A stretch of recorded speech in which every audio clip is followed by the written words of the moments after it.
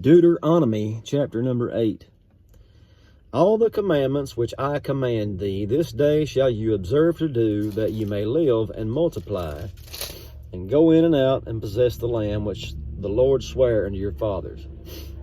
And you shall remember all the way which the Lord your God led thee these 40 years in the wilderness, to humble you, and to prove you to know what was in your heart, whether you would keep his commandments or no.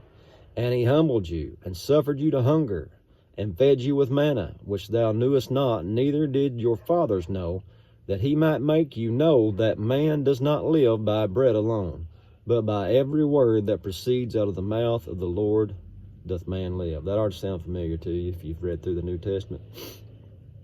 When Satan was tempting Jesus, if you be the Son of God, command these stones be made bread. Jesus said, it is written. Then he proceeded to quote that verse right there. Thy raiment waxed not old upon you, neither did thy foot swell these 40 years. Even their clothes, made it through the 40 years. It's pretty cool. Neither did your foot swell. Thou shalt also consider in your heart that as a man chastens his son, so the Lord your God chastens thee. Therefore you shall keep the commandments of the Lord your God, to walk in his ways and to fear him. For the Lord your God brings you into a good land, a land of brooks of water, of fountains and of depths that spring out of valleys and hills, a land of wheat and barley and vines and fig trees and pomegranates, a land of olive oil and honey, a land where you shall eat bread without scarceness, that you should lack nothing in it, a thing whose stones are iron, and out of whose hills you may dig brass. When you have eaten and are full, you shall bless the Lord your God for the good land which he gives you. Beware that you forget not the Lord your God, in not keeping his commandments and his judgments and his statutes, which I command you this day.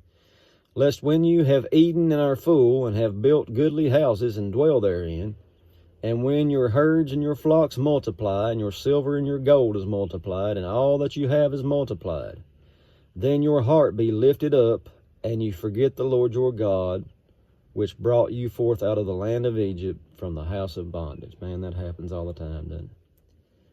You're all for God when you're down in the dumps and you need help and you're struggling and you're praying and you're calling on the Lord. And when he pulls you out of that and turns everything around, everything starts going good, you kind of forget for a while, don't you? I guess that's just our nature, but anyway. Says, he led you through the great and terrible wilderness, wherein fiery serpents and scorpions and drought, where there was no water, who brought you forth out of the rock of flint, who fed you in the wilderness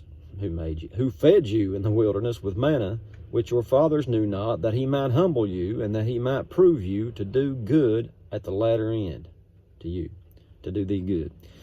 And you say in your heart, my power and the might of my hand has gotten me this wealth. They're doing it there, we do it now. Another case, I think about Nebuchadnezzar. He looks out and says, look at Babylon that I've done and all this, and then that's when he turns him into an animal pretty much for 7 years. Anyways, just stuff keep popping in my brain. He says, but you shall remember the Lord your God, for it is he that gives you power to get wealth, that he may establish his covenant, which he sware unto your fathers, as it is this day. And it shall be, if you do at all forget the Lord your God, and walk after other gods, and serve them and worship them, I testify against you today, that you shall surely perish. As the nations which the Lord destroys before your face, so shall you perish, because you would not be obedient unto the voice of the Lord your God. And that's it for chapter 8. Lord willing, we'll see you in the morning. God bless.